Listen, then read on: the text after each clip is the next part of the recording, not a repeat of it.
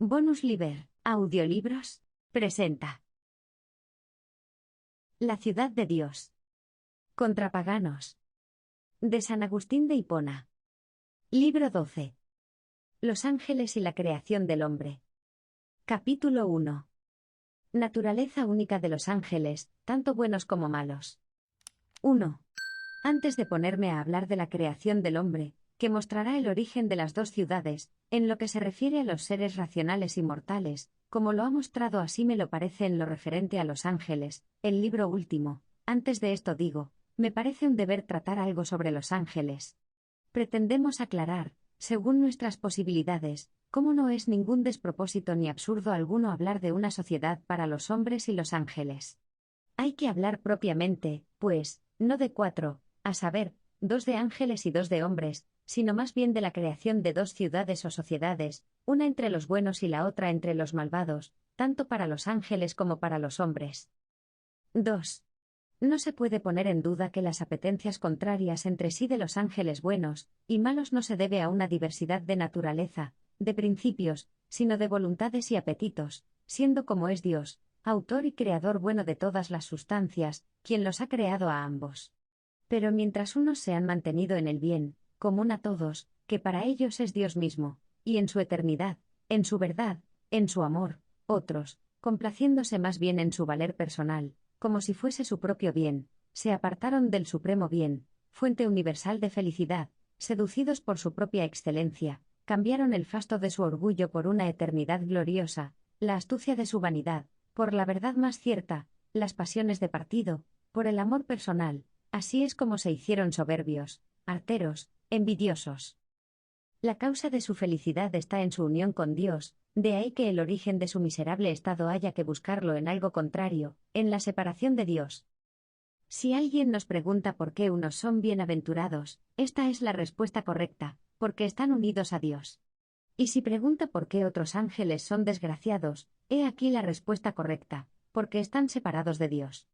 Para la criatura racional o intelectual no hay bien posible que la haga feliz más que Dios.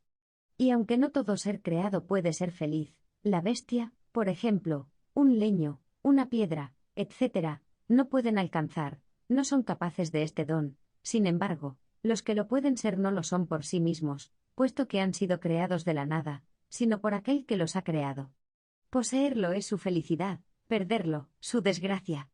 Solo quien es feliz por ser él mismo su propio bien, sin recibirlo de nadie, es quien no puede ser desgraciado, porque a sí mismo no se puede perder.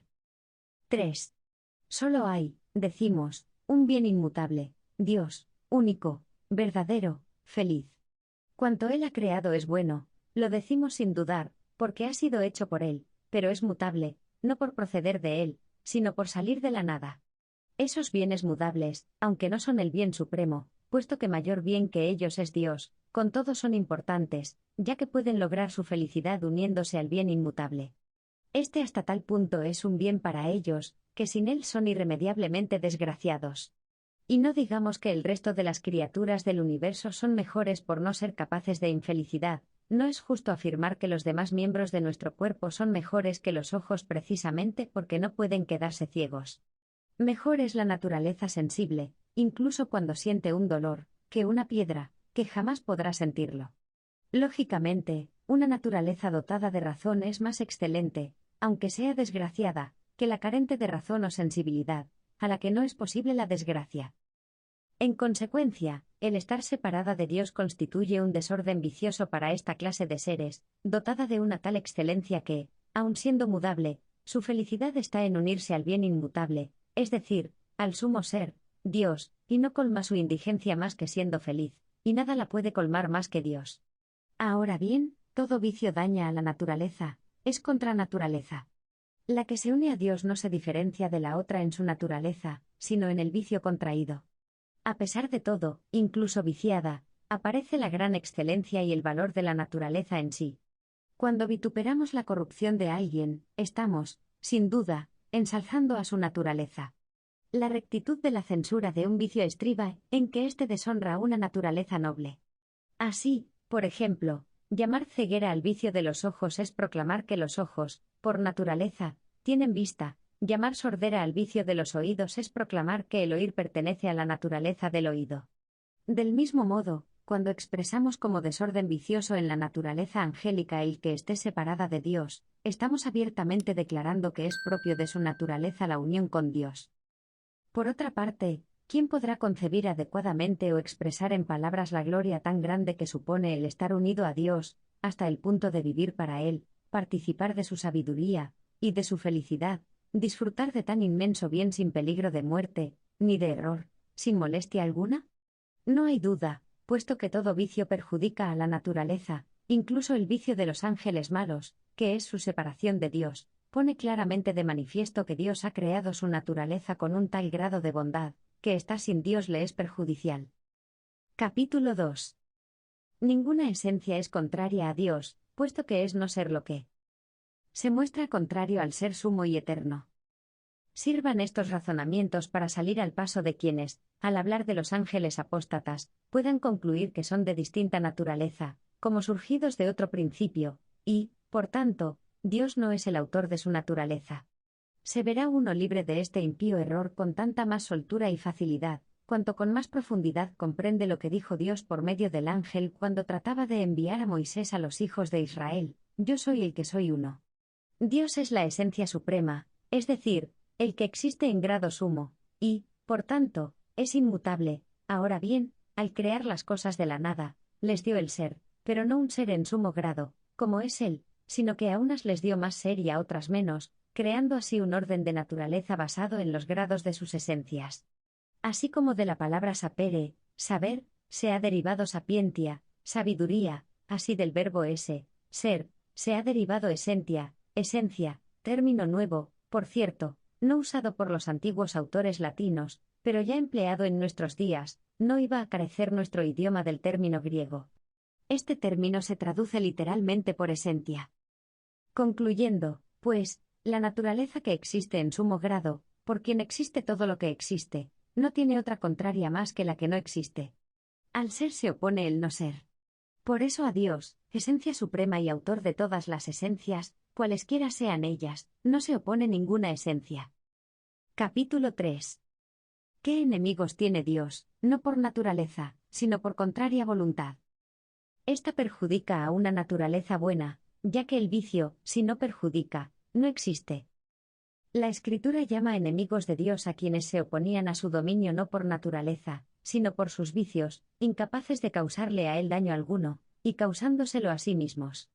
Son enemigos por su voluntad de resistencia, no por su poder lesivo. Porque Dios es inmutable y absolutamente incorruptible. De aquí que el vicio por el que se oponen a Dios los que se llaman sus enemigos no es un mal para Dios, sino para ellos mismos.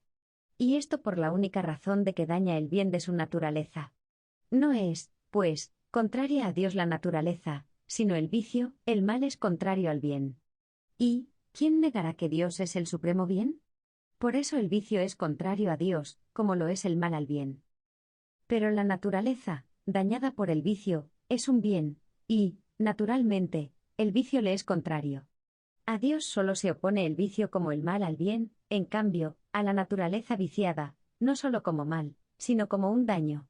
No existen males nocivos para Dios, solamente los hay para las naturalezas mutables y corruptibles, que a su vez son buenas, como lo demuestran los mismos vicios.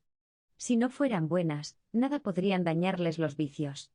Porque, ¿cuál es el efecto de este daño, sino privarlas de su integridad, de su hermosura, de su salud, de su virtud o de cualquier otro bien natural que el vicio suele destruir o rebajar? Si falta en absoluto y no causa daño, privando de algún bien, no es vicio. No es posible la existencia del vicio sin causar daño. De aquí se sigue que, a pesar de su impotencia para dañar al bien inmutable, a nada puede dañar sino al bien, solo se encuentra en el bien que daña. Este mismo pensamiento lo podríamos formular así: existe el vicio, no puede existir en el bien supremo, y, sin embargo, solo puede hallarse en algo bueno. Los bienes pueden existir en cualquier parte solos, los males puros, en ninguna parte. Las mismas naturalezas viciadas por su mala voluntad son malas en cuanto que son viciosas, pero en cuanto naturalezas, son buenas. Y cuando una naturaleza corrompida sufre castigo, hay otro bien, además de la misma naturaleza, el de no quedar impune.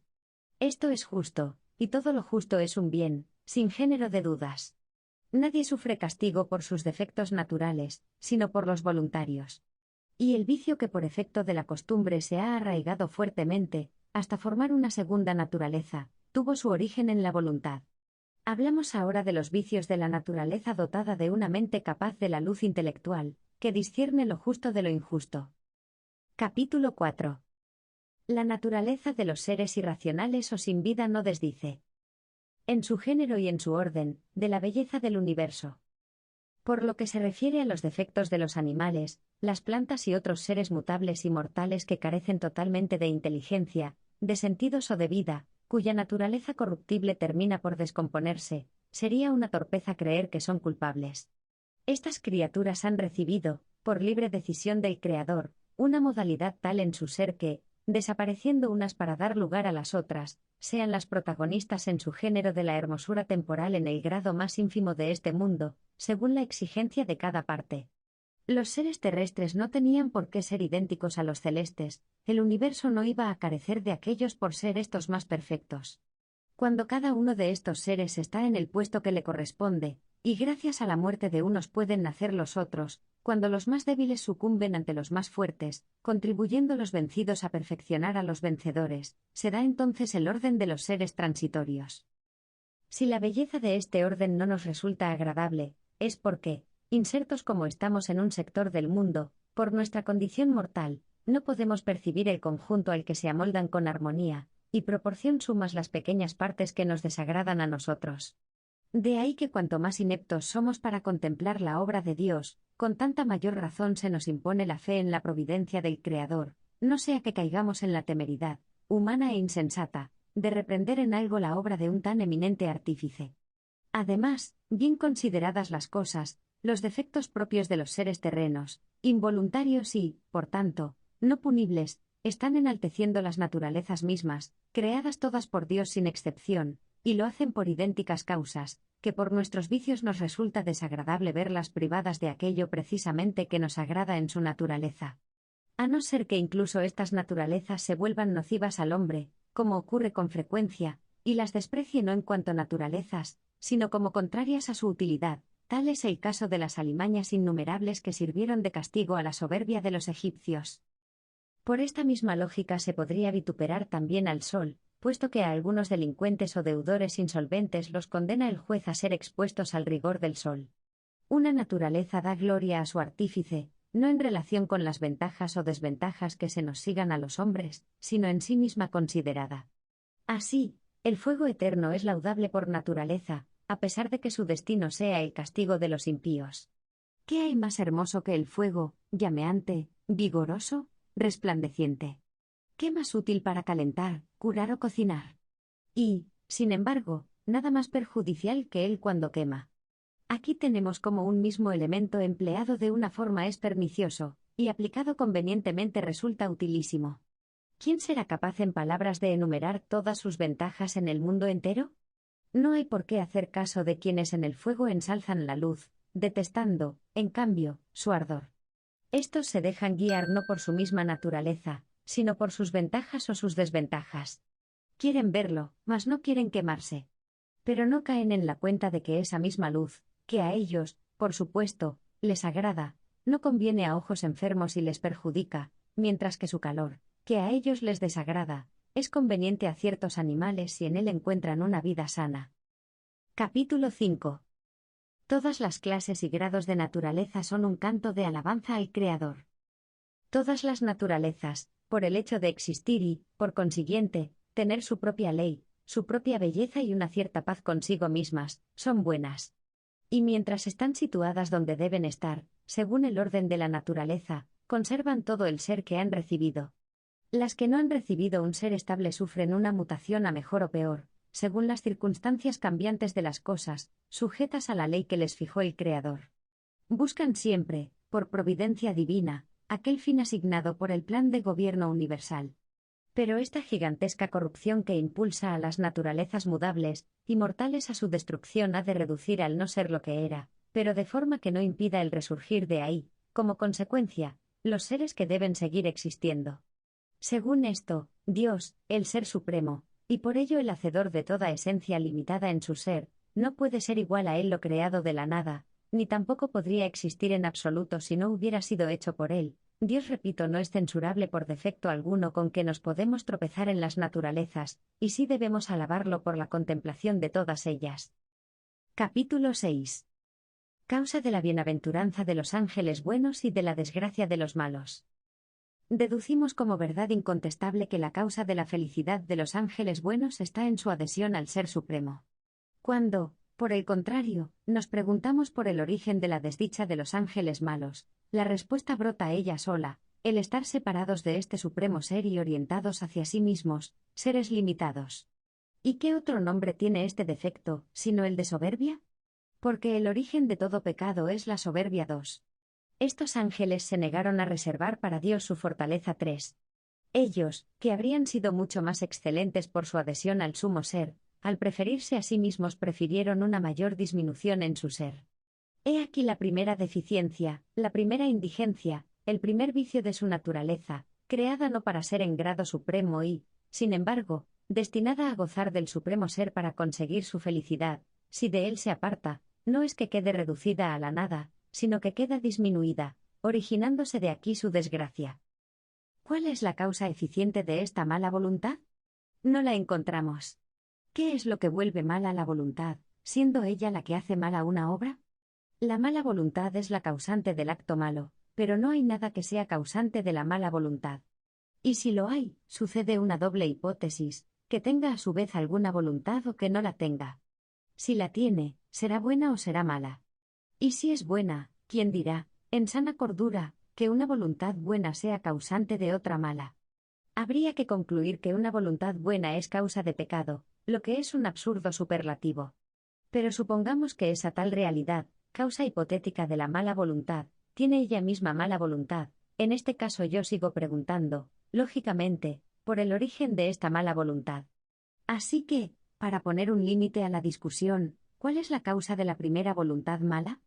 Y una mala voluntad nunca será primera si ha sido causada por otra. Para ser primera tiene que surgir de sí misma, porque si la precede otra, origen de ella, esta es la primera, causante de la otra. Quizás se pueda responder que nadie la ha originado y, por tanto, ha existido siempre. En este caso mi pregunta es: ¿ha estado inherente a alguna naturaleza? Porque si no lo ha estado, no ha existido en absoluto. Pero si ha estado en alguna naturaleza, entonces la estaba viciando y corrompiendo, le era nociva y la estaba privando de algún bien. Por eso la mala voluntad no podía estar en una naturaleza mala, sino en una buena, aunque sujeta a mutación, susceptible de algún daño por este defecto. Si no le causó perjuicio alguno, por supuesto que no se trataba de un defecto, y, por tanto, hay que decir que tampoco hubo mala voluntad. Pero si le causó daño, ciertamente lo causó por quitarle o disminuirle un bien. No es posible una mala voluntad eterna en un ser en el que ha precedido el bien de su naturaleza, que la mala voluntad puede arrebatarle. Ahora bien, si no era eterna, sigo preguntando, ¿quién la ha causado? He aquí la única respuesta: la causa de la voluntad mala fue un ser que no tenía en sí ninguna voluntad. Y ahora pregunto, ¿esta realidad es superior, es inferior o es igual a ella? Si se trata de algo superior, es mejor que ella. ¿Cómo, entonces, no va a tener voluntad alguna? Mejor dicho, ¿cómo va a carecer de buena voluntad? La misma conclusión se da en el caso de ser igual a ella. Si dos tienen una voluntad igualmente buena, no puede causar uno mala voluntad en el otro. Por exclusión ha de ser una realidad inferior a la voluntad, una realidad privada de ella, la causante de la mala voluntad en la naturaleza angélica, que fue la primera en pecar. Sin embargo, esta realidad, por muy inferior que ella sea, incluso lo más ínfimo de lo terreno, es una esencia, una naturaleza y, por tanto, es buena sin discusión. Tiene su ley, su propia belleza, dentro de su género y su orden. ¿Cómo, pues, una cosa buena puede ser causa eficiente de una voluntad mala? En otras palabras, ¿cómo el bien puede ser causa del mal? Porque cuando la voluntad abandona lo superior y se vuelve hacia las cosas inferiores, se hace mala, y no por ser malo aquello hacia lo que se vuelve, sino porque es malo el hecho de volverse.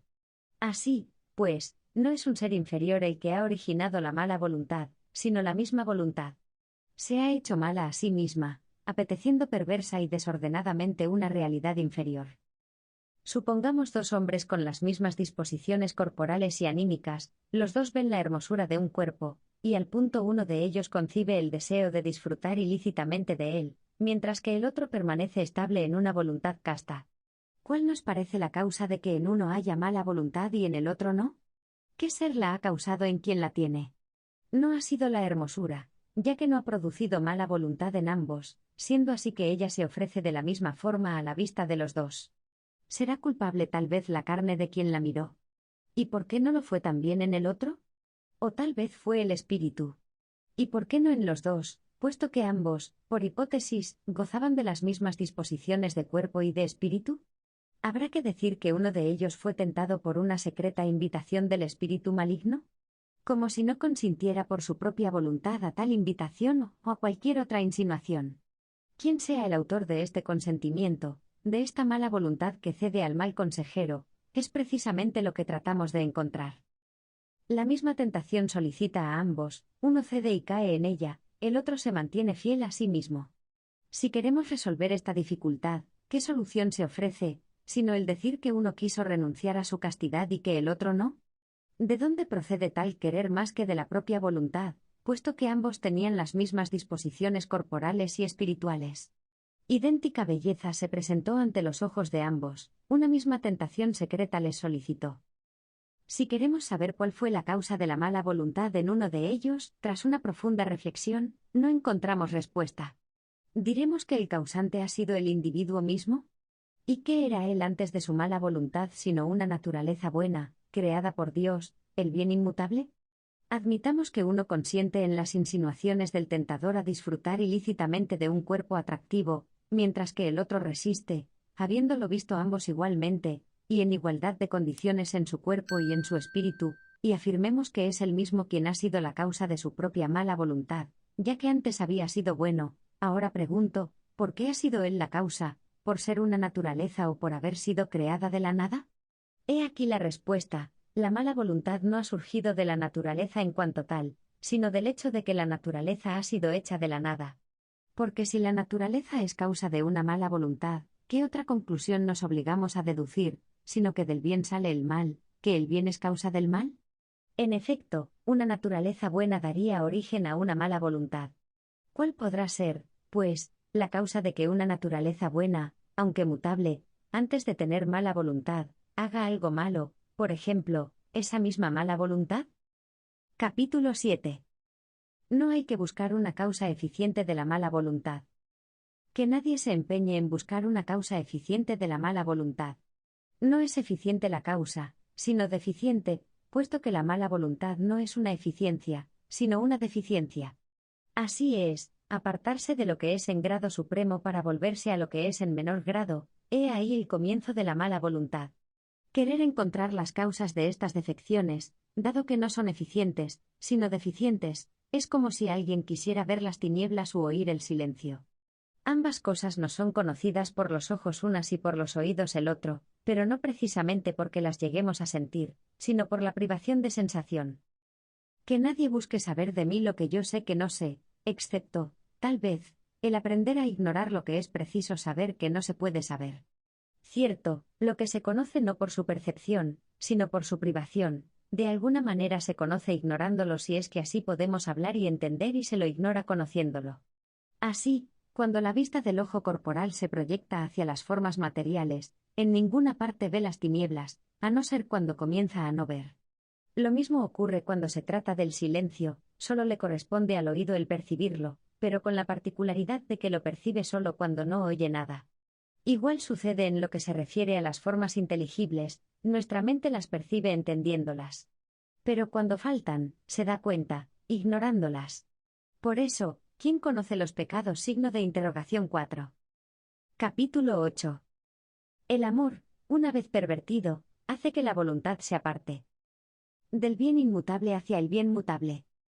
Una cosa sí sé, y es que la naturaleza de Dios jamás, en ninguna parte, y de ningún modo, puede fallar, y que sí pueden fallar las naturalezas hechas de la nada. Estas, cuando en la cumbre de su ser hacen el bien, es entonces cuando hacen algo, tienen causas eficientes. En cambio, cuando fallan y, por tanto, hacen el mal, ¿qué hacen entonces, sino la pura nada? Tienen causas deficientes. Sé también que en aquel que se da la mala voluntad sucede algo que si él no quisiera, no sucedería, y, por tanto, su deficiencia es voluntaria y no necesaria, mereciendo justo castigo por ello. Porque se aparta no hacia algo malo en sí, sino de una manera mala, es decir, no va hacia naturalezas malas, sino que va mal por separarse del sumo ser hacia seres inferiores, en contra del orden natural. La avaricia no es un vicio del oro, sino del hombre que ama perversamente el oro, dejando a un lado la justicia, que debió ser puesta muy por encima del oro. La lujuria tampoco es defecto de la hermosura y suavidad corporal, sino del alma que ama perversamente los placeres corporales, descuidando la continencia, que nos dispone para realidades más hermosas del espíritu y mayores suavidades incorruptibles. No es la jactancia un vicio de la alabanza humana, sino del alma que ama desordenadamente ser alabada de los hombres, despreciando la llamada de su propia conciencia. No es la soberbia un vicio de quien otorga el poder o del poder mismo, lo es del alma que ama perversamente su propia autoridad, despreciando la autoridad justa de un superior. Así, pues, quien ama desordenadamente el bien de cualquier naturaleza, aunque llegue a conseguirlo, él mismo en ese bien se convierte en malo y desgraciado, privándose de un bien mejor. Capítulo 9. Uno mismo es el creador de la naturaleza de los ángeles santos y el autor de su buena voluntad, por la caridad que en ellos derramó el Espíritu Santo. 1. No existe, pues, en la voluntad mala una causa eficiente que tenga naturaleza o, si se permite decir, esencia. En ella da comienzo el mal de los espíritus sujetos a mutación. Este mal disminuye o corrompe el bien de la naturaleza.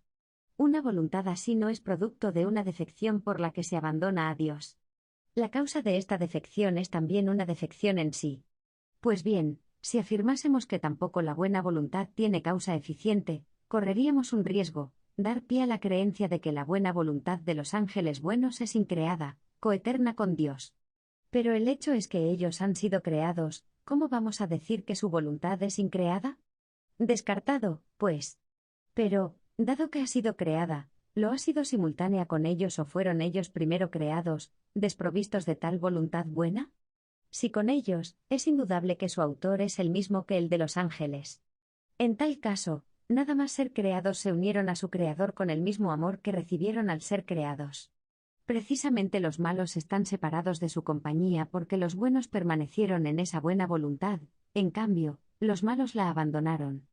Pero ciertamente no la hubieran dejado si no hubieran querido.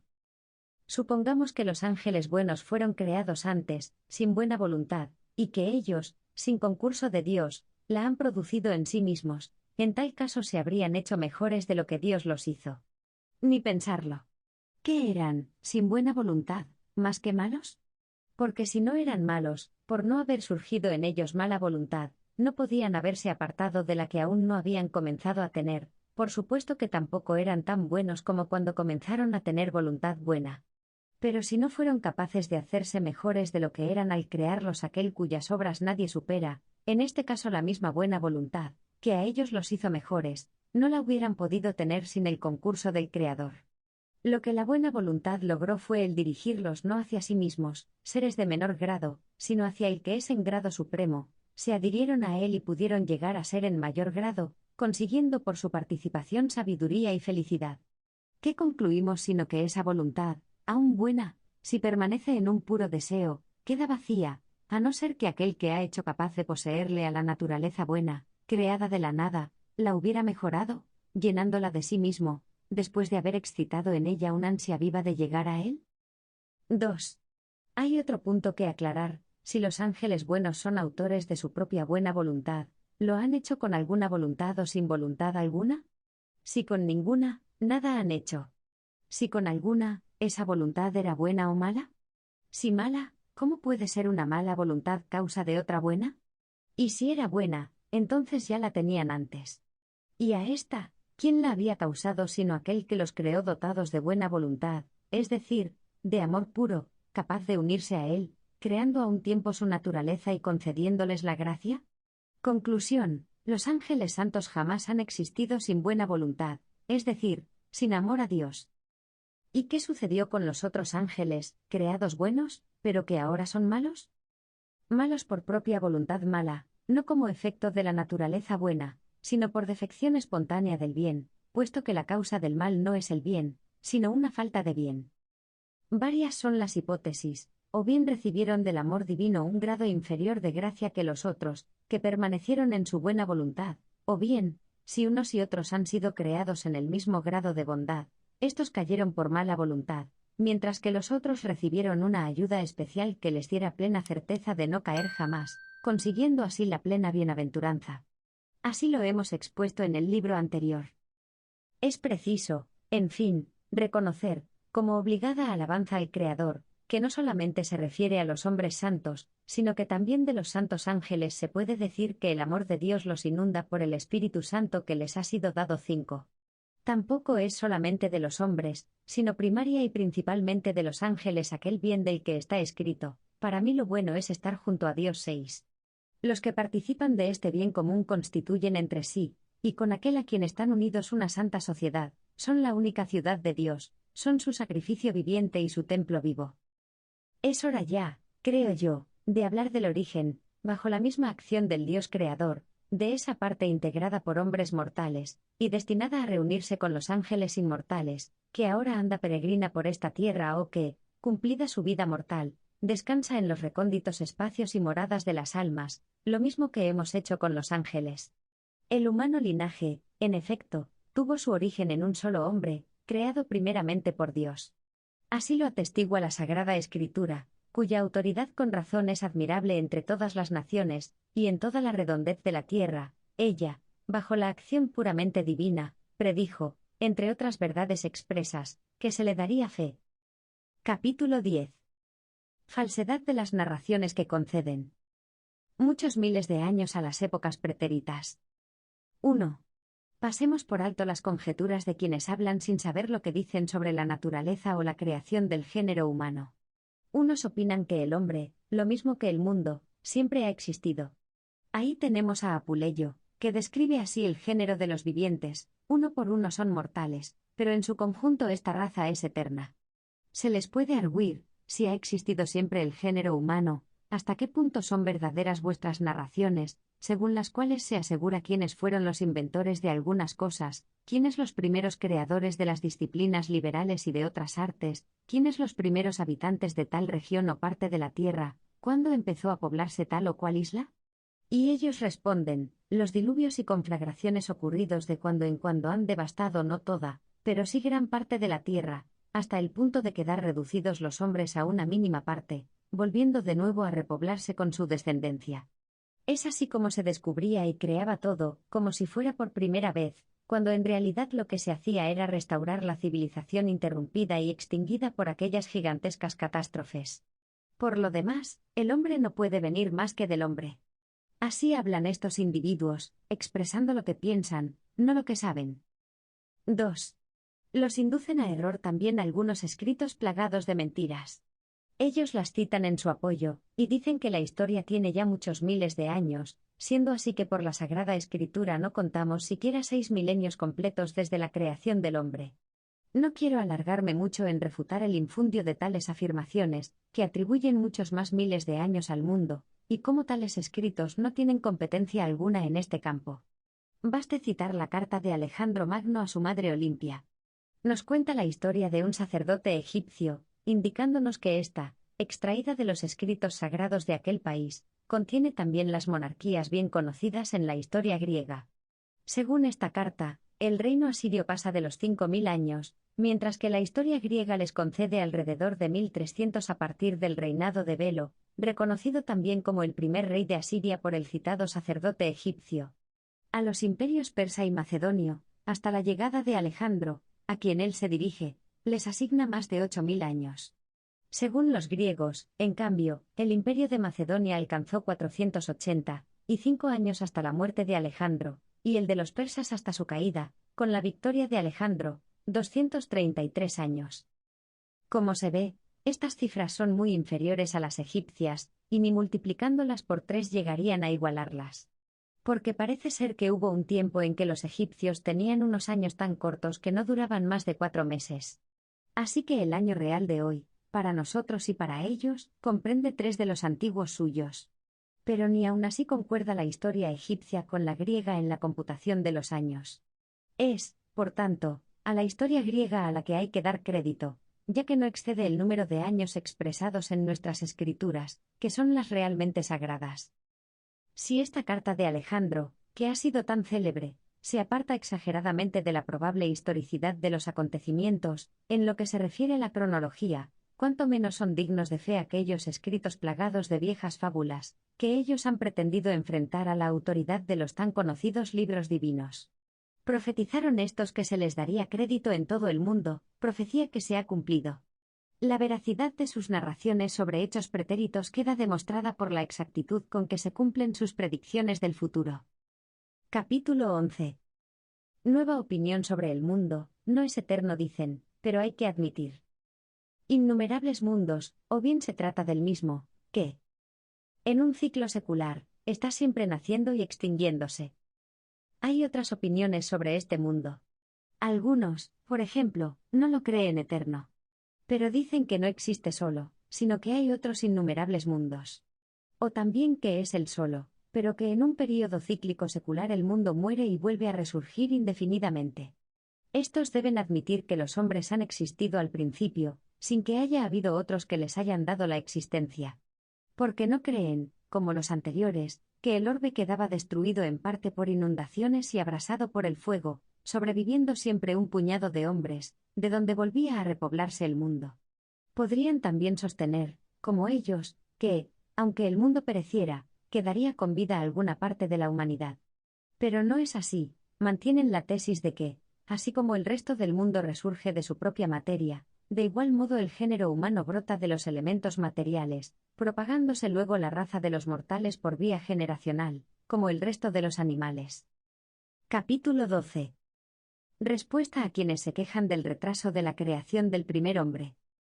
Hay quienes se resisten a admitir que el mundo no ha existido siempre, que tuvo principio, como defiende a todas luces incluso Platón, a pesar de que algunos sostienen que opinó lo contrario de lo que realmente dijo. A todos estos ya les hemos dado respuesta al tratar del origen del mundo. Esta misma será la respuesta a propósito de la primera creación del hombre, al dirigirme a quienes están inquietos preguntándome por qué Dios no lo creó en los anteriores espacios temporales, inconmensurables, infinitos, y aguardó tan tarde a crearlo, según las escrituras sagradas, no más de hace escasamente 6 milenios. Si les resulta chocante tal brevedad, y les parecen muy pocos los años desde la aparición del hombre, según se lee en los libros que gozan de autoridad entre nosotros, caigan en la cuenta de que no hay nada duradero si tiene un fin. Comparados con la eternidad interminable, los mismos espacios de siglos, que tienen fin, no hay que tenerlos como reducidos, son más bien nada. Así, pues, supongamos que desde la creación del hombre hubieran transcurrido no 5 o 6 mil años, sino incluso 60 o 600.000, 60 o 600 veces más, 600.000 veces más, o multiplicando estas cantidades por sí mismas, hasta no disponer de cifras para expresar tales cantidades, todavía se puede uno seguir preguntando, con idéntica razón, ¿por qué Dios no creó antes al hombre? Porque la abstención creadora de Dios anterior al hombre es eterna y sin principio, tan prolongada que si se la intenta comparar con un período de tiempo, todo lo largo e inexpresable que se quiera, pero limitado por los confines de un espacio determinado, resulta relativamente más insignificante que una simple gota al lado del ancho mar, con todos los abismos del océano. La razón de ello estriba en que estos dos términos de comparación son finitos, por muy insignificante que uno sea y muy gigantesco el otro. En cambio, un período temporal que parte de un comienzo y es incluido por un límite, por lejano que se lo imagine, al compararlo con el que no tiene principio no sé si hay que tenerlo en muy poco o en nada. Si, por ejemplo, comenzamos desde el fin de un lapso de tiempo, tan vasto que ya no hay palabras para designarlo, y le vamos sustrayendo uno a uno instante tras instante, brevísimos siempre, como si le quitáramos días a la vida de un hombre desde hoy hasta el día en que nació, llegaríamos finalmente al principio de ese lapso. En cambio, si a una duración que no ha tenido principio le vamos quitando hacia atrás, no digo instantes, ni uno a uno, horas, días, meses, años a grandes cantidades, sino períodos tan largos de tiempos que sea imposible medir en años por un especialista de cálculo, aunque en realidad estos se agotarían sustrayéndoles minuto a minuto, y le quitamos estos gigantescos lapsos de tiempo no una o dos veces, ni frecuentemente, sino constantemente. ¿Qué sucede? ¿Qué conseguimos? No llegar nunca al principio, puesto que no lo tiene. Este mismo interrogante que nosotros nos hacemos ahora, después de 5000 años largos, pueden con la misma curiosidad hacérselo nuestros descendientes después de 600.000 años, si tan allá se prolonga la raza de los mortales naciendo y pereciendo, y hasta entonces continúa su ignorante debilidad. También pudieron plantearse esta misma cuestión nuestros antecesores que vivieron en los tiempos próximos a la creación del hombre. Pudo, al fin, el mismo primer hombre al día siguiente, y hasta el mismo día de su creación, interrogarse por qué no fue creado antes. Y por más que adelantemos en el tiempo la creación del hombre, encontraríamos siempre, antes y después, igual que hoy, y con idéntica fuerza, planteada la controversia acerca del comienzo de los seres temporales. Capítulo 13. El retorno de los siglos, defendido por algunos filósofos, las cosas. Después de completar un ciclo secular determinado, volverían a existir en el mismo orden y de la misma forma. 1. Algunos filósofos del cosmos, al encontrarse con este problema, han creído que no había otra posibilidad de solución más que admitiendo períodos cíclicos de tiempo, en los que la naturaleza quedaría constantemente renovada y repetida en todos sus seres. De esta manera, los siglos tendrían un fluir incesante y circular de ida y vuelta, sea que estos ciclos tienen lugar en un mundo permanente, sea que a intervalos fijos, desde el nacimiento a la muerte, el mundo presenta las mismas cosas como si fueran nuevas, a veces pasadas, a veces futuras. De este juego burlesco no puede escapar el alma, inmortal, aunque hubiera conseguido ya la sabiduría, iría sin cesar camino de una falsa felicidad, volviendo sin cesar camino de una verdadera miseria. ¿Cómo se va a dar auténtica felicidad cuando no es segura su eternidad? Porque una de dos, o el alma desconoce su miseria futura, y entonces vive en una lastimosa ignorancia en medio de la verdad, o si la conoce, vive roída por su temor en medio de la felicidad. Y en la hipótesis de que no volviera ya más a sus miserias, sino que caminase definitivamente a la felicidad, sucedería algo nuevo en el tiempo que no tendría fin temporal. ¿Por qué no ha de ser así el mundo? ¿Y por qué no también el hombre creado en el mundo? Se evitarían todos estos rodeos de no sé qué falsos ciclos, ideados por unos pseudosabios engañosos, utilizando el camino recto de la sana doctrina. 2. Hay quienes pretenden apoyar la tesis de estos ciclos que van y vienen, siempre con las mismas criaturas, en aquel pasaje del libro de Salomón llamado Eclesiastés. ¿Qué es lo que pasó? Eso mismo pasará. ¿Qué es lo que sucedió? Eso mismo sucederá, nada hay nuevo bajo el sol. Si alguien te habla y te dice, mira, esto es nuevo, ya sucedió en otros tiempos mucho antes que nosotros 7. Esto lo dice el autor sagrado o bien de las cosas que viene tratando más arriba, es decir, de la sucesión de las generaciones, de los cursos del sol, de la caída de torrentes o bien, sin duda, de todas las especies de seres que nacen y mueren. De hecho, esta es la realidad, hubo hombres antes que nosotros, los hay con nosotros y los habrá después de nosotros. Digamos lo mismo de cualquier clase de animales y plantas. Hasta los mismos monstruos, seres raros de nacimiento, aunque sean diversos entre sí, algunos de ellos únicos dicen, sin embargo, desde el punto de vista de seres admirables y espectaculares que son, por supuesto que han existido y existirán, ya no podemos decir que sea algo reciente y nuevo el nacimiento de un monstruo bajo el sol. Otros han entendido estas palabras así: el sabio quiere decir que en la predestinación de Dios ya todo estaba realizado y, por tanto, nada hay nuevo bajo el sol.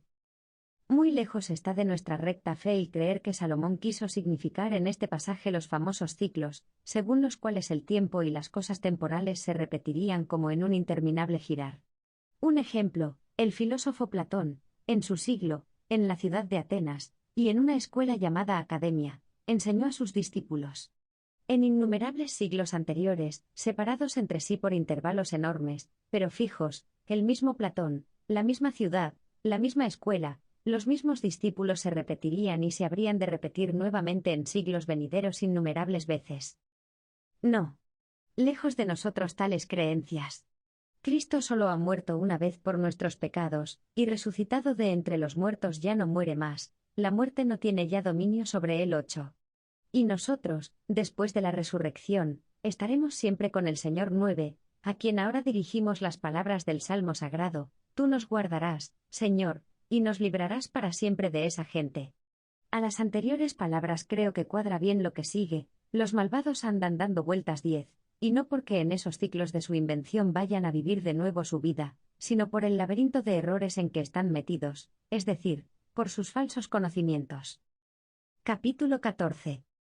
La creación temporal del género humano no fue fruto de una improvisada decisión divina ni de una voluntad variable. ¿Qué tiene de particular que, perdidos en este laberinto, no encuentren ni la entrada ni la salida? Ignoran cuál ha podido ser el origen del género humano y de esta nuestra condición de mortales, así como su final. No son capaces de penetrar las profundidades de Dios. Ellas nos explican cómo, siendo Él eterno y sin principio, ha hecho surgir el tiempo de un momento inicial, y al hombre, que nunca antes lo había hecho, lo hizo en el tiempo, no en virtud de una decisión nueva e improvisada, sino inmutable y eterna. ¿Quién será capaz de sondear este abismo insondable, de escrutar este misterio inescrutable, por el que Dios, sin cambiar de voluntad, antes de que ningún hombre hubiera aparecido, creó al hombre en el tiempo, y de un solo hombre hizo surgir toda la humanidad? Con razón el Salmo, después de expresarse así: Tú nos guardarás, Señor, y nos librarás para siempre de esa gente, volviéndose contra quienes sostienen la doctrina estúpida y antirreligiosa que no deja lugar a una liberación y felicidad eternas del alma, añade enseguida: los malvados andan dando vueltas. Como si se le dijese al salmista: ¿y tú qué crees? ¿Cuál es tu opinión? ¿Qué ideas tienes? Habrá que creer realmente que a Dios, a quien nada nuevo le puede suceder, en quien no hay mutación alguna, le pareciera bien de repente crear al hombre, no formado antes, desde su infinita eternidad. Y él, como dando una respuesta, dice hablando con Dios mismo: según tu profundidad has multiplicado a los hombres. 11. Que los hombres piensen lo que quieran, que tengan opiniones y discusiones a su gusto. Tú has multiplicado a los hombres según tu profundidad, esa profundidad que ningún hombre puede llegar a conocer. Ya es un misterio bastante profundo el que Dios haya existido siempre y, sin haber creado jamás al hombre, decida su creación a partir de un momento dado, sin cambio de decisión en su voluntad. Capítulo 15. Para que Dios haya podido ser siempre Señor, habrá que presuponer necesariamente ¿y siempre la existencia de criaturas sobre las que señorear? ¿Qué sentido tiene creado siempre lo que no puede llamarse eterno? 1. Yo no me atrevería a decir que el Señor Dios ha dejado de ser Señor en algún momento. Igualmente no debo poner en duda que el hombre jamás había existido, y que el primer hombre fue creado a partir de un momento dado. Pero cuando en mis adentros me pregunto de qué realidades ha sido siempre Señor, si no siempre ha habido criaturas, me da miedo afirmar algo, porque, al reflexionar sobre mí mismo, recuerdo que está escrito: ¿qué hombre conoce el designio de Dios? ¿Quién comprende lo que Dios quiere? Los pensamientos de los mortales son mezquinos, y nuestros razonamientos son falibles, porque el cuerpo mortal es lastre del alma, y la tienda terrestre abruma la mente pensativa. 12. De todas estas muchas cosas que yo, en mi tienda terrestre, estoy dando vueltas en la mente, sí, muchas, precisamente porque, a lo mejor, aquella que ando buscando, y que es la verdadera, no la puedo encontrar, pues queda fuera o lejos de mis pensamientos. Pensando así, puedo llegar a decir que el mundo creado ha existido siempre, para poner materia de señorío a quien siempre es Señor, y jamás ha dejado de serlo, pero ahora serían estas criaturas y después las otras, en diversos espacios de tiempo, no sea que hagamos coeterna al Creador alguna criatura, lo que sería condenable por la fe y la sana razón. Pues bien, en esta reflexión mía, hay que evitar algo que sería absurdo y ajeno a la verdad luminosa, que siempre han existido criaturas mortales, a través, ciertamente, de las vicisitudes de los tiempos, pereciendo unas y sucediendo las otras. Y, en cambio, las criaturas inmortales no habrían comenzado a existir hasta la llegada de nuestra época, con la creación de los ángeles, si es verdad que a ellos se refiere la creación de la primera luz, o más bien del cielo, aludido con estas palabras: al principio creó Dios el cielo y la tierra. 13.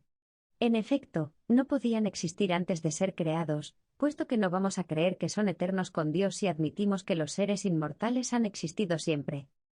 Pero si digo que los ángeles han sido creados no en el tiempo, sino que ya existían antes de todo tiempo, para salvar la existencia de una materia de dominio en Dios, que jamás ha dejado de ser Señor, se me puede preguntar también si ha podido existir siempre aquello que ha sido creado. Parece que la respuesta obligada sería esta, ¿y por qué no? ¿No decimos con toda propiedad que lo que existe en todo tiempo existe siempre? Existieron, sí, en todo tiempo, y hasta tal punto, que fueron formados incluso antes de todos los tiempos, esto en el caso de que el tiempo haya comenzado con la creación del cielo, y los ángeles sean anteriores al cielo. Pero si el tiempo tuvo principio no con el cielo, sino ya antes, no expresado precisamente en horas, días, meses y años, puesto que estas medidas de los espacios temporales, que habitualmente y con propiedad llamamos tiempos, es evidente que han tenido su origen en el movimiento de los astros. De hecho, Dios, al crearlos, dijo, que sirvan para señalar las fiestas, los días y los años 14, y si esta anterioridad del tiempo tenía algún movimiento cambiante, a saber, que algo sucedía antes y algo después, ya que todo no puede suceder al mismo tiempo, sí, pues, anteriormente a la existencia del cielo sucedía algo semejante en el movimiento angélico, entonces ya existió el tiempo y los ángeles, desde el momento en que empezaron a existir, se movían en el tiempo. También de este modo existieron en todo tiempo, puesto que con ellos fue creado el tiempo. ¿Quién va a decir que no ha existido siempre lo que ha existido en todo tiempo? 2. Pero si esta es mi respuesta, se me replicará, ¿cómo no van a ser los ángeles coeternos con el Creador, si tanto él como ellos han existido siempre? ¿Y cómo se les puede llamar creados, en la hipótesis de haber existido siempre? ¿Qué responder a esto? Habrá que sostener que han existido siempre porque han existido en todo tiempo, al ser creados con el tiempo, o el tiempo con ellos, pero creados de todas maneras. Porque no vamos a negar que el tiempo ha sido creado, a pesar de que nadie ponga en duda que el tiempo ha existido en todo tiempo. Si no en todo tiempo hubo tiempo, entonces hubo un tiempo cuando no existía ningún tiempo. ¿Qué lerdo podrá hacer esta afirmación? Podemos decir correctamente, hubo un tiempo en que Roma no existía, hubo un tiempo en que no existía Jerusalén, hubo un tiempo en que no existía Abraham, hubo un tiempo en que no existía el hombre, o afirmaciones parecidas.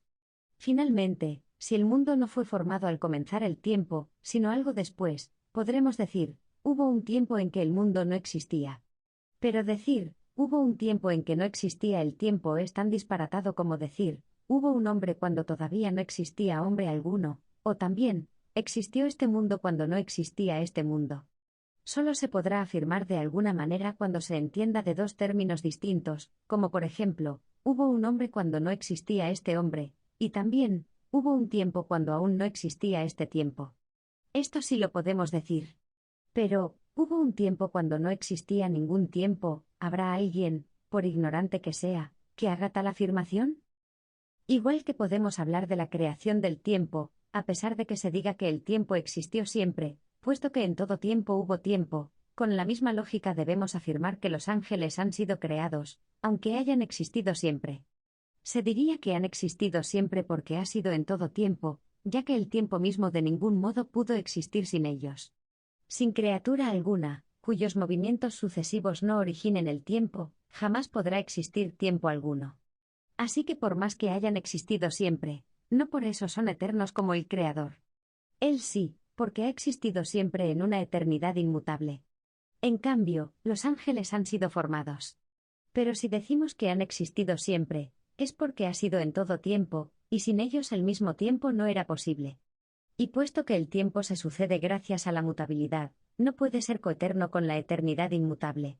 Por eso, aunque la inmortalidad de los ángeles no transcurre con el tiempo, y no es pasada, como si ya no existiera, ni futura, como si todavía no existiese, sin embargo, su movimiento, por el que se origina el tiempo, va pasando del futuro al pasado.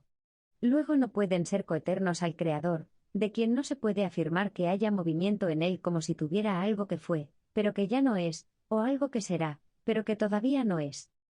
3. Volviendo a lo anterior, si Dios ha sido siempre Señor, siempre ha habido una criatura sometida a su autoridad. Pero no engendrada de sí mismo, sino formada por él de la nada, y tampoco coeterna con él. Antes que ella ya existía él, aunque ningún tiempo sin ella. Tal anterioridad no era por un espacio sucesivo, sino por una precedencia de permanente eternidad. Pero si doy esta respuesta a quienes preguntan cómo es posible que Dios sea siempre creador, siempre Señor, si no ha habido siempre una criatura que le esté sometida, o también cómo es posible que un ser haya sido creado, y no más bien coeterno con el Creador, si siempre ha existido, me temo dar la impresión de afirmar lo que no sé, más bien que de enseñar lo que sé. Por eso vuelvo de nuevo a lo que nuestro Creador quiso que supiéramos. Las demás verdades, que Él ha permitido conocer a los más sabios en esta vida o las ha reservado a los perfectos para su conocimiento en la otra vida, confieso que están por encima de mi capacidad. Con todo, he creído oportuno tocarlas sin darles una solución segura para que los lectores de estas páginas se den cuenta de cómo deben andar con prudencia en cuestiones tan escabrosas, y no se crean capacitados para todo. Que comprendan más bien la necesidad de someterse a los salubles preceptos del apóstol, en virtud del don que he recibido, aviso a cada uno de vosotros, sea quien sea, que no se estime en más de lo que conviene, sino que tenga una sobria estima, según la medida de la fe que otorgó Dios a cada cual 15. Cuando a un niño se le alimenta en proporción a su capacidad, se le posibilita para tomar más cuando sea mayor. Pero cuando se cometen excesos con él, perecerá antes del desarrollo. Capítulo 16. ¿Cómo entender la promesa de una vida eterna hecha por Dios al hombre? Antes de los tiempos eternos. Confieso mi ignorancia respecto al número de siglos transcurridos antes de la creación del hombre. Pero no me queda la menor duda de que no existe criatura alguna coeterna con el Creador. El apóstol menciona unos tiempos eternos, no futuros, sino lo que es más chocante, pretéritos. Estas son sus palabras. En la esperanza de una vida eterna. Dios, que no miente, había prometido esa esperanza antes de los tiempos eternos, al llegar el momento, ha cumplido su palabra públicamente. 16. Ahí está su afirmación de que antaño hubo unos tiempos eternos, claro que sin ser coeternos con Dios, puesto que Él, antes de tales tiempos, no solamente ya existía, sino que prometió la vida eterna, dada a conocer a su tiempo, cuando fue conveniente. ¿De qué se trata sino de su palabra? Esta, de hecho, es la vida eterna.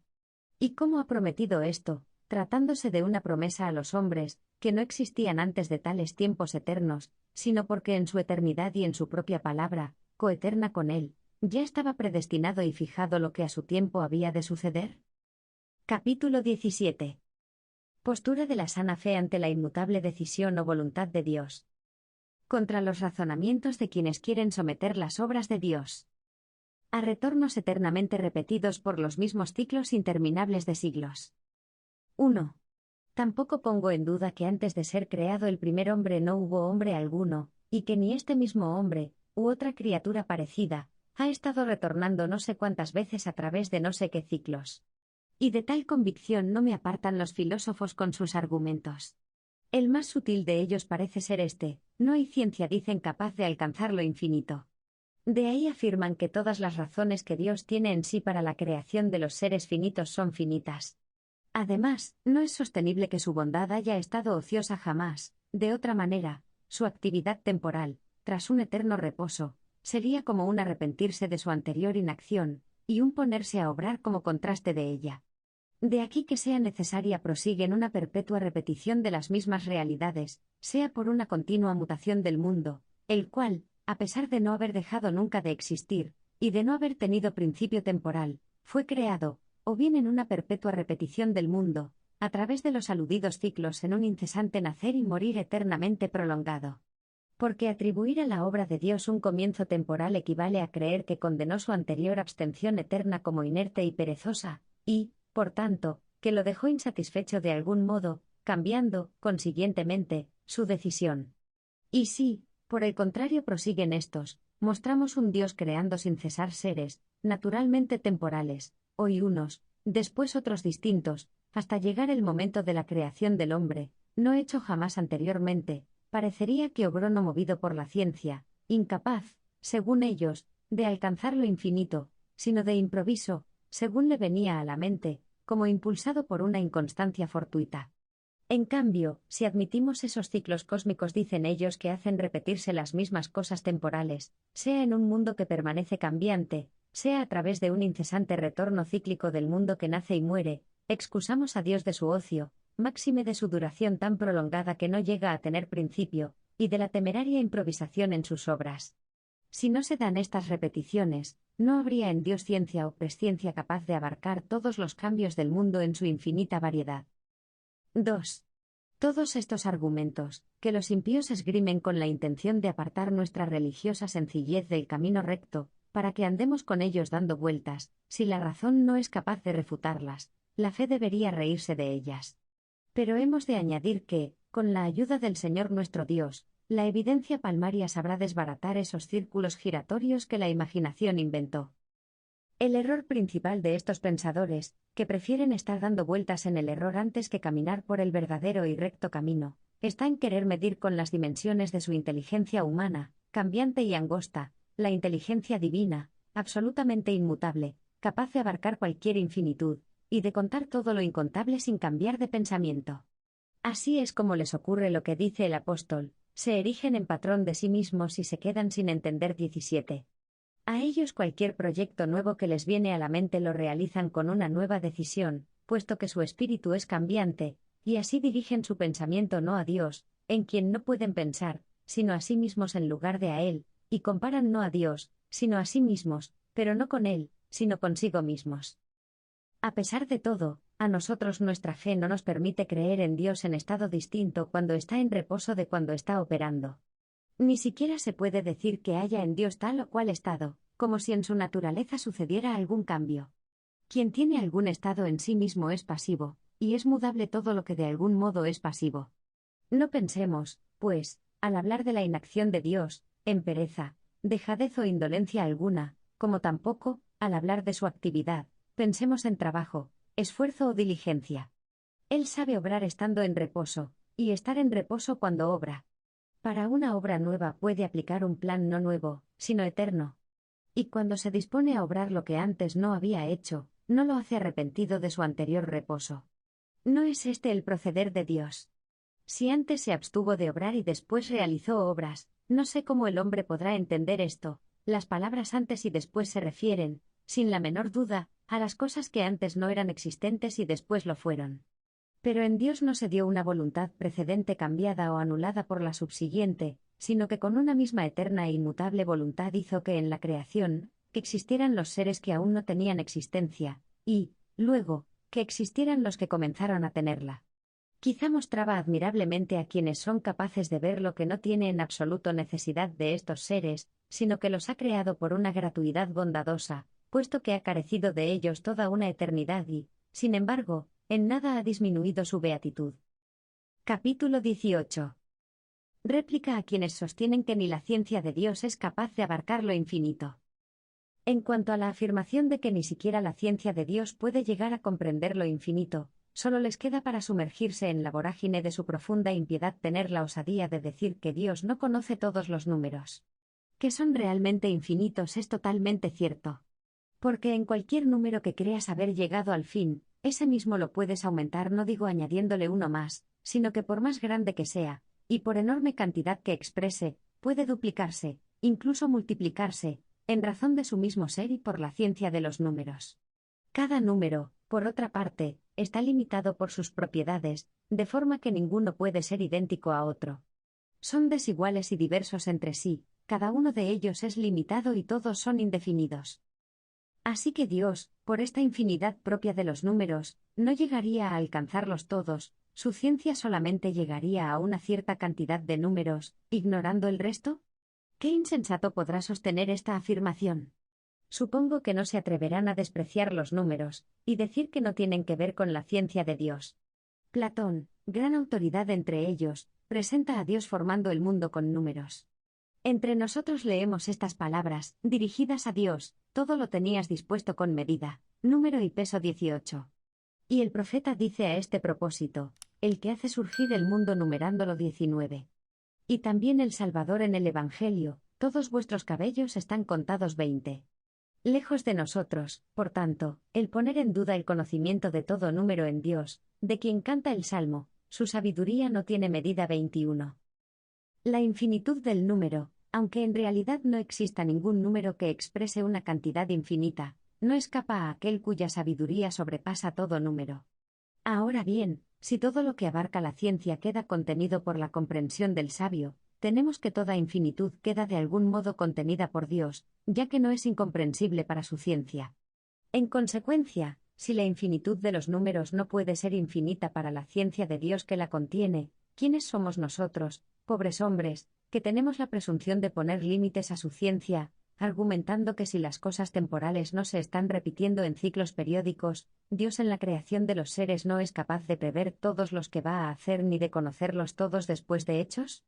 Su sabiduría, múltiple en su simplicidad y multiforme en su uniformidad, entiende todas las cosas ininteligibles con una inteligencia tan ininteligible, que si siempre quisiera estar creando obras nuevas, todas distintas de las precedentes, no podría hacerlo de forma imprevista, y sin orden ni las programaría de un día para otro, sino que formarían parte de su eterna presciencia. Capítulo 19. Los siglos de los siglos. Con respecto a la expresión los siglos de los siglos no me atrevo a emitir un juicio definitivo. No sé si se trata de una sucesión continuada de unos siglos con otros en una variedad ordenada, permaneciendo en su feliz inmortalidad, únicamente aquellos que se van liberando de sus miserias, o bien haya que entender por esta expresión los siglos que permanecen en la sabiduría de Dios con una estabilidad inquebrantable, siendo como el origen de estos siglos temporales que van pasando. Quizá en este caso se pueda usar siglo por siglos, equivaliendo la expresión siglo del siglo a siglos de los siglos, como de hecho decir cielo del cielo equivale a cielos de los cielos. En efecto, Dios llamó cielo a la bóveda sobre la que están las aguas 22. No obstante, dice el Salmo, y las aguas que están por encima de los cielos alaben el nombre del Señor 23. ¿Con qué interpretación, pues, quedarnos de estas dos? ¿O tal vez existen más explicaciones posibles de la expresión siglos de los siglos? Cuestión demasiado profunda. Vamos a dejarla de momento, puesto que el punto que ahora nos ocupa no necesita esta solución. Ya veremos si somos capaces de dejar algo en claro sobre ello, o si el mismo afán de profundizar nos vuelve más cautos para no afirmar a la ligera cualquier cosa en materia tan oscura. De momento nuestra discusión va dirigida contra los que sostienen el eterno retorno de las cosas en unos ciclos periódicos fatalmente repetidos. Sea cualquiera el verdadero sentido de la expresión los siglos de los siglos, en nada se relaciona con estos ciclos cósmicos, los entendamos no como siglos repetidos, sino sucediéndose unos tras otros en una perfecta concatenación, quedándolos ya liberados en su perpetua y segura felicidad, sin retorno alguno a sus antiguas miserias, o se consideren estos siglos de los siglos algo así como las eternas causas gobernadoras de los seres temporales. En ambos casos quedan excluidos tales ciclos, que hacen tornar las mismas cosas de nuevo. La vida de los santos es una incontestable refutación de los mismos 24. Capítulo 20. Es impía la afirmación de que las almas que ya están disfrutando de la auténtica y perfecta felicidad deben tornar cíclicamente a sus antiguas miserias. 1. ¿Qué oídos piadosos podrán soportar algo como esto, después de transcurrir toda una vida llena de grandes calamidades, si es que ésta merece el nombre de vida, más bien es muerte, y tanto más peligrosa cuanto que, por amor de esta muerte, llegamos a temer la muerte que nos libera de ella, después de tan enormes calamidades, tan repetidas, tan horrendas, al fin un día se llega a la visión de Dios, tras expiarlas y darles fin por medio de la verdadera religión y sabiduría, se entra en la bienaventuranza por la contemplación de la luz incorpórea, gracias a la participación de la no mudable inmortalidad de aquel a quien nos abrasa el deseo de poseer, pero todo esto con la particularidad de que un día fatalmente hay que abandonar esa bienaventuranza, y a quienes son arrancados de aquella eternidad, de aquella verdad, de aquella felicidad, se les arroja a la infernal mortalidad, a la vergonzosa estupidez, a la miseria abominable, donde se pierde a Dios, donde a la verdad se la detesta, donde se busca la felicidad en inmundas vilezas. Y así una y mil veces, sin terminar jamás, a intervalos fijos, con distancias de siglos, siempre igual en el pasado, siempre igual en el futuro. Y la razón de estas eternas idas y venidas en círculos definidos, a través de nuestra engañosa felicidad y de nuestra real miseria, alternando, sí, pero interminables en su incesante retorno, la razón digo de todo esto es para que Dios conozca su obra, puesto que no puede cesar de crear ni abarcar con su saber un número infinito de criaturas. ¿Quién prestará oídos a semejantes afirmaciones? ¿Quién les dará crédito? ¿Quién las soportará? En la hipótesis de que esto fuera verdad, no solo sería más prudente callarlo, sino que, para expresarme de alguna forma, sería más sabio el ignorarlo. Porque si en la otra vida no nos queda el recuerdo de todo esto, y así seremos felices, ¿para qué agravar más ahora nuestra miseria con su conocimiento? Y si allá lo hemos de conocer forzosamente, ignorémoslo en esta vida al menos para que nuestro anhelo del bien supremo sea más dichoso aquí que su posesión allá. Aquí por lo menos se tiene la esperanza de conseguir una vida eterna. Allá, en cambio, se descubre que esa felicidad no es eterna, puesto que hay que perderla un día. 2. Tal vez insistan en que nadie puede conseguir esta felicidad sin un previo conocimiento en esta vida de tales cielos donde se turnan mutuamente la felicidad y la desgracia. ¿Cómo afirman que cuanto más uno ame a Dios, tanta mayor facilidad tendrá en llegar a la felicidad, ellos que enseñan doctrinas entorpecedoras del amor mismo? En efecto, ¿quién no comenzará a sentir que se debilita, y se apaga su amor a Dios al pensar que tendrá que abandonarlo sin remedio, y sentirse enemigo de su verdad y de su sabiduría, precisamente cuando había llegado al pleno conocimiento de Dios, según su capacidad, con la perfección que da la bienaventuranza? Si no es capaz uno siquiera de amar a un amigo fielmente, cuando sabe que ha de ser su enemigo. Pero no quiera Dios que sean ciertas tales amenazas de una perpetua y profunda miseria, solo interrumpida de vez en cuando por períodos de engañosa felicidad.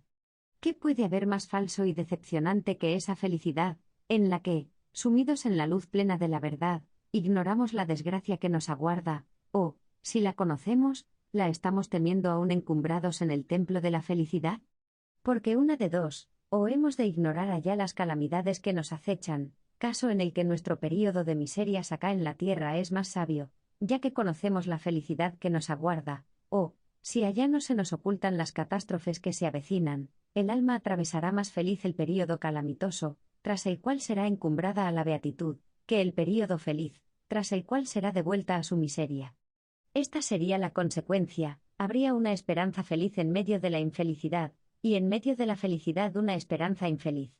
El sufrimiento acá de los males presentes, y el temor allá de los inminentes conseguirían hacernos siempre y realmente desgraciados, más bien que alguna vez dichosos. 3. Pero esto es falso. Lo proclama la piedad, lo demuestra la verdad, de hecho, se nos promete seriamente la auténtica felicidad, cuya seguridad nos certifica dos cosas: la eterna permanencia y la no interrupción por desgracia alguna. Nosotros seguimos un camino recto, que para nosotros es Cristo. Con Él como guía y Salvador apartemos el camino de nuestra fe, y nuestra inteligencia de esos quiméricos e inútiles ciclos cósmicos. Ya Porfirio, discípulo de Platón, se negó a admitir la sentencia de su propia escuela, en relación con estos ciclos y estas idas y venidas incesantes de las almas, tal vez convencido por la inconsistencia intrínseca de esta opinión, o quizá porque le merecía ya un respeto el cristianismo. Prefirió afirmar, como ya hice mención en el libro 10, que el alma ha sido enviada al mundo con el fin de que conozca el mal, y así, liberada y purgada de él, cuando retorne al Padre, no tenga que padecer jamás algo semejante. Pues bien, si este filósofo piensa así, ¿cuánto más nosotros estamos en el deber de evitar y de detestar esta falacia, enemiga de la fe cristiana? Desechados y desvanecidos por sí mismos estos ciclos, nada nos obliga a pensar que el género humano ha carecido de un comienzo temporal en el principio de su existencia por no sé qué retornos circulares que excluyen en los seres toda novedad no existente antes, y tras los consabidos intervalos, que vuelva otra vez. Porque si el alma, que ya no ha de volver a sus miserias, se ve libre como no se había visto antes jamás, sucede en ella algo que nunca había tenido lugar, algo realmente grande, como es el que nunca perderá ya la eterna felicidad. Y si en la naturaleza inmortal sucede una novedad tan importante, no repetida en siglo anterior alguno ni posterior, ¿por qué se pretende negar esta misma posibilidad en los seres mortales? Quizá respondan que en el alma no se da la novedad de la beatitud, ya que retorna a la misma que había tenido siempre. Con todo, sí es nueva esta liberación, puesto que se ve libre de un mal que antes nunca había tenido, la misma miseria es una novedad en ella, no padecida antes. Ahora bien, si la novedad de que hablamos no cae fuera de la ordenación de las cosas regidas por la divina providencia, sino que más bien es una pura casualidad, ¿dónde quedan los famosos ciclos, determinados y precisos, en los que nada nuevo sucede, todo se repite con exactitud al pasado? Porque si esta novedad no queda excluida del orden providencial, sea que el alma haya sido enviada al cuerpo, sea que haya caído, en tal caso pueden ocurrir novedades que antes no se habían dado y, sin embargo, no caen fuera del orden de la creación. Y si, por un supuesto, la imprudencia del alma le ha acarreado una nueva miseria, prevista también por la divina providencia, para incluirla en la ordenación universal, y librarla de ella no sin previsión, a título de que la vanidad humana tendrá la osadía de negar a la divinidad la posibilidad de crear nuevas cosas, nuevas no para ella, sino para el mundo, jamás creadas antes y nunca excluidas de su previsión? Podrán todavía añadir que las almas liberadas ya no volverán a su estado miserable, pero que esto nada de nuevo aporta, primero unas y luego otras han sido liberadas, lo son y lo serán. Si ello es así, no tienen más remedio que conceder la creación de nuevas almas que caen en una miseria no experimentada por ellas, y alcanzan una liberación también nueva. Replicarán tal vez que las almas tienen una antigüedad que se pierde en lo eterno, de las que van surgiendo cada día nuevos hombres. Si viven en sus respectivos cuerpos sabiamente, se verán libres de ellos hasta el punto de no retornar jamás a sus miserias.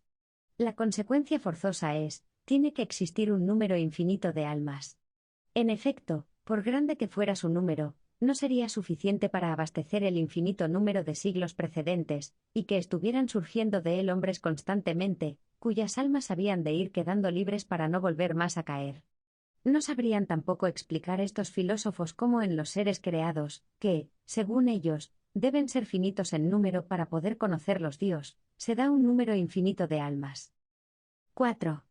Desechemos, pues, los famosos períodos circulares que necesariamente llevarían el alma así se pensaba a sus miserias de siempre, ¿qué más de acuerdo con la religión que admitir la posibilidad de que Dios cree seres nuevos que nunca había hecho y, por su inefable presciencia, su voluntad no sea mutable?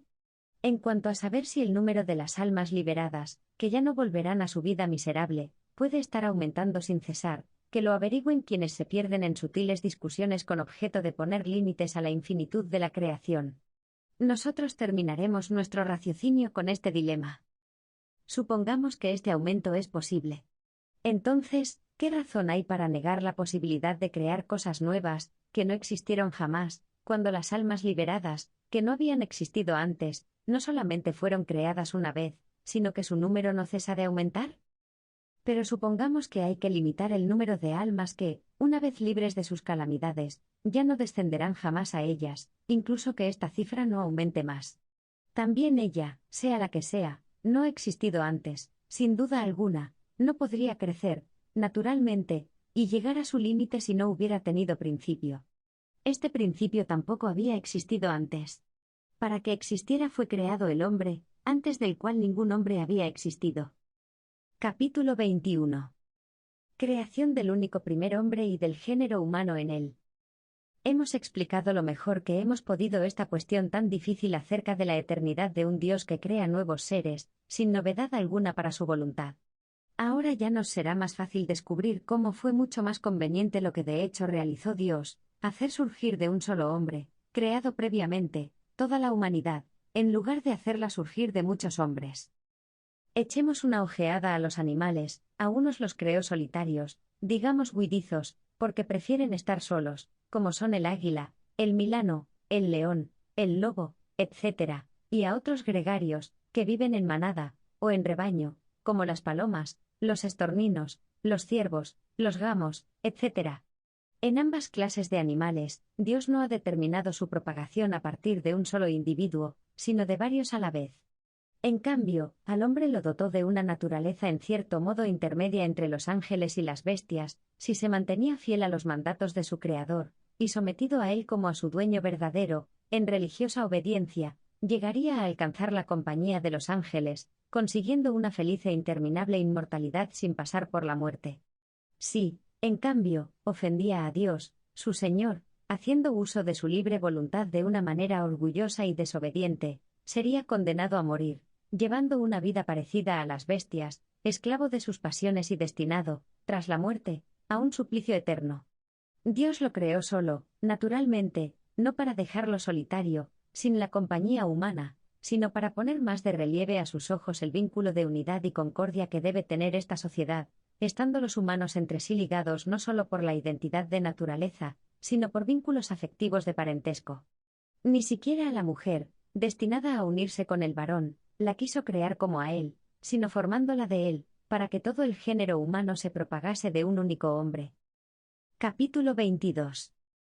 Dios previó el pecado del primer hombre, y al mismo tiempo el número de justos, descendientes suyos, que su gracia había de llevar a disfrutar de la convivencia angélica.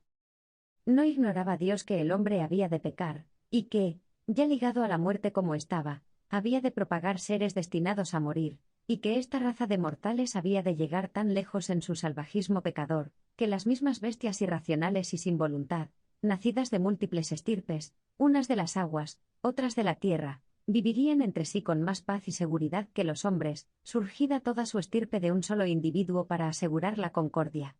Jamás los leones ni los dragones han desencadenado entre sí mismos guerras semejantes a las humanas. Pero Dios tenía previsto también la llamada a la adopción por su gracia de un pueblo de justos, destinándolo a vivir la paz eterna en compañía de los santos ángeles, después de perdonarle sus pecados y santificarlo por el Espíritu Santo, destruido su último enemigo, la muerte. A este pueblo le habría de ser útil la consideración de que Dios decidió la creación del género humano a partir de un solo hombre para hacerle más patente a los hombres cuánto le agrada la unidad, incluso en la pluralidad. Capítulo 23. Naturaleza del alma humana, creada a imagen de Dios. Formó, pues, Dios al hombre a su imagen. Dotó su alma de cualidades tales que por su razón e inteligencia fuera superior a todo animal terrestre, acuático y volador, desprovistos de un espíritu como el suyo. Una vez formado el hombre del polvo de la tierra, le infundió un alma con las características ya descritas. La manera de realizarlo pudo ser diversa, o bien teniéndola ya creada se la introdujo con un soplo, o bien al soplar se la creó, haciendo que el mismo soplo, creado al soplar, ¿qué otra cosa es soplar, sino crear un soplo? Fuese el alma del hombre. Luego, como una ayuda para la generación, le dio una esposa, sacándola, como Dios que era, de un hueso arrancado de su costado. Todo esto no lo debemos imaginar realizado de una manera corporal, como es costumbre ver a los artesanos, que modelan con sus propias manos lo que alcance la habilidad de su arte, utilizando una materia cualquiera. La mano de Dios es la potencia de Dios, capaz de realizar seres visibles de una forma invisible. Pero esto parece una fábula más bien que una realidad para quienes utilizan las obras vulgares de todos los días como medida de la capacidad creadora y de la sabiduría de Dios, que sabe y puede crear, por supuesto, hasta la misma simiente de la vida sin semillas. Y por lo que se refiere a los orígenes de la creación, como los desconocen, se forman ideas descabelladas. Como si los mismos misterios de la concepción y nacimiento del hombre, que ellos conocen, contados a ignorantes, no les parecerían más increíbles. A pesar de que la mayoría de ellos atribuyen estas maravillas a fuerzas diversas materiales, más bien que a la obra de la divina inteligencia. Capítulo 24. ¿Podemos llamar a los ángeles creadores de alguna naturaleza, por mínima que sea? ¿No van dirigidos estos libros a aquellos que niegan una inteligencia divina creadora y gobernadora de este mundo? Hay quienes, siguiendo a su maestro, Platón, no creen que sea el mismo Dios supremo, creador del mundo, sino otros dioses menores, creados por él, quienes han formado, con su anuencia o su mandato, todos los seres vivientes mortales. De entre ellos, el hombre ocupa el lugar preeminente, alcanzando un parentesco con los mismos dioses. Si estos platónicos eliminaran la superstición que les impulsa a justificar los ritos y sacrificios hechos a los dioses como a sus creadores, sin dificultad se verían libres de esta opinión errónea. No es lícito creer ni decir, incluso antes de poder comprenderlo, que alguien, fuera de Dios, puede ser creador de naturaleza alguna, por más que sea insignificante y mortal. Los ángeles, a quienes ellos prefieren llamar dioses, aunque se les permite u ordena prestar su colaboración a los seres que nacen en el mundo, tan lejos están de poderse llamar creadores de los animales como lo está el labrador respecto de los frutos o de los árboles. Capítulo 25. Toda naturaleza y toda forma del universo creado son obra exclusiva de Dios. Hay una forma visible que se le comunica a la materia corporal desde fuera, como hacen los alfareros, los artesanos y la clase de operarios que pintan o esculpen formas semejantes a cuerpos vivientes. Pero existe otra forma, cuya causa eficiente es intrínseca, nacida de la íntima y misteriosa libre voluntad de una naturaleza viviente e inteligente, y cuyos efectos son no solamente las formas corporales de las naturalezas, sino incluso las mismas almas de los seres animados, sin que ella sea producida por otra causa. La primera de estas formas pertenece a diversos artífices. En cambio, la segunda es propia de un solo artífice, Dios, autor y creador, que ha formado el mundo y los ángeles sin necesidad de otro mundo ni otros ángeles. Ha sido este poder divino y, por así decir, eficaz, que solo sabe hacer y no puede ser hecho, quien ha conferido la forma a la redondez del cielo, y del sol en la creación del mundo, ese mismo poder, divino y eficaz, que solo sabe hacer y no puede ser hecho, quien ha conferido la forma a la redondez del ojo, y de la manzana y del resto de las formas naturales, podemos observar en los diversos seres que nacen cómo no les viene la forma de fuera, sino que surge del íntimo poder del Creador, quien dijo, yo lleno el cielo y la tierra 25. Y su sabiduría es tal que alcanza con vigor de extremo a extremo y gobierna el universo con acierto 26. En realidad desconozco qué clase de servicios hayan podido prestar al Creador los ángeles, creados los primeros, cuando estaba formando el resto de los seres. Por un lado, no me atrevo a conferirles poderes de los que quizá no son capaces, y, por otro, me veo en el deber de no restarles los que realmente tienen. Así y todo, la creación y la formación de cada naturaleza, por la que llega a ser plenamente tal naturaleza, se la reservo a Dios, aunque también colaboren los ángeles, conscientes ellos y agradecidos de que su mismo ser se lo deben también a Él. A los agricultores, en efecto, no los llamamos creadores de fruto alguno, puesto que leemos, ni el que planta significa nada ni el que riega tampoco, cuenta el que hace crecer, o sea, Dios 27. Tampoco se lo llamamos a la misma tierra, a pesar de que parece ser la madre universal y fecunda, que da impulso a los gérmenes que brotan, y mantiene en su seno las raíces fijas de las plantas. También leemos, es Dios quien le da la forma que a él le pareció, a cada semilla la propia suya 28. Así, a la mujer no la debemos llamar creadora del fruto de sus entrañas, sino más bien a aquel que le dijo a uno de sus servidores, te conozco desde antes de formarte en el vientre 29. Y aunque los distintos estados de ánimo de la que está encinta pueden como rodear a la criatura de unas disposiciones determinadas, recuérdese lo que hizo Jacob con las varas estriadas para obtener crías de colores variados en su ganado 30, sin embargo, de esa naturaleza engendrada tan impropiamente es creadora la madre como de sí misma. Sean cuales sean las causas corporales o seminales que se den en la generación de los seres, bien por obra de los ángeles, de los hombres o de cualesquiera vivientes, bien por la unión de los sexos, sea como sea el poder de los deseos y emociones del alma materna para imprimir ciertos rasgos o colores en el fruto tierno y moldeable de su seno, las naturalezas en sí mismas, impresionables de una u otra forma, según su especie, están hechas única y exclusivamente por el Dios Supremo, cuyo secreto poder lo penetra todo con su presencia incorruptible, y hace que exista cuanto de algún modo es y en el grado que es, si no fuera por su acción, nada sería así o asá, más bien no podría ser en absoluto. En el orden de la forma exterior que los artesanos imprimen a las realidades corporales, no llamamos fundadores de una Roma o de una Alejandría a los albañiles ni a los arquitectos, se lo llamamos a los reyes, por cuya voluntad, decisión y orden fueron construidas, en este caso, Rómulo y Alejandro. Con mucha más razón debemos llamar creador de las diversas naturalezas a Dios exclusivamente, que no forma nada de una materia si no es la creada por Él, y no tiene más obreros que los creados por Él. Y si retirase de las cosas su potencia, llamémosla fabricadora, dejarían de existir lo mismo que antes de ser hechas. Y digo antes no refiriéndome al tiempo, sino a la eternidad. Porque, ¿qué otro creador hay del tiempo, sino el que formó los seres, cuyo movimiento hace posible el correr del tiempo? Capítulo 26. Una opinión de los platónicos, Dios, según ellos, es el creador de los ángeles. Pero estos, a su vez, son los creadores de los cuerpos humanos.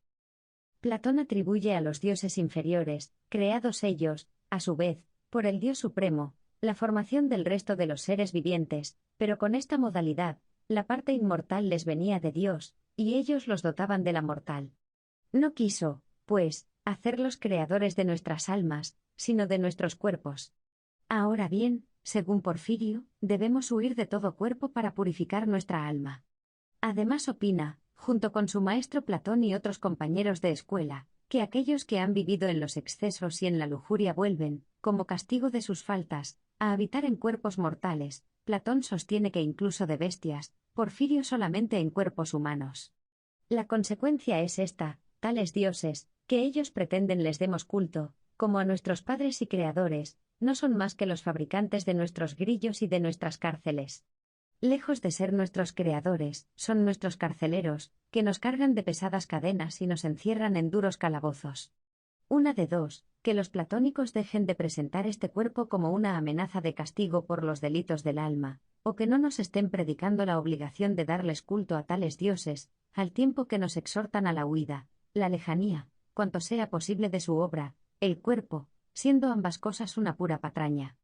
En efecto, ni las almas expían sus culpas en su retorno a esta vida, ni hay otro creador de los seres animados en el cielo y en la tierra más que el autor del cielo y de la tierra. Si no hay otra razón de vivir en este cuerpo más que la de cumplir un castigo, ¿cómo es que afirma Platón en persona que este mundo no habría podido alcanzar la plenitud de la hermosura y de la bondad más que estando poblado de toda clase de seres vivientes, a saber, mortales e inmortales?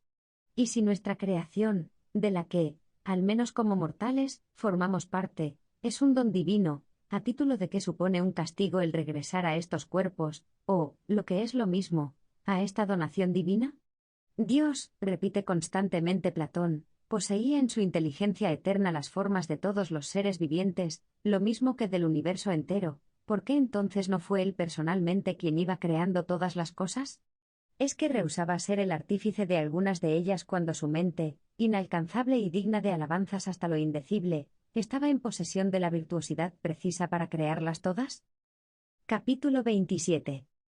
En el primer hombre tuvo su origen el género humano en toda su plenitud.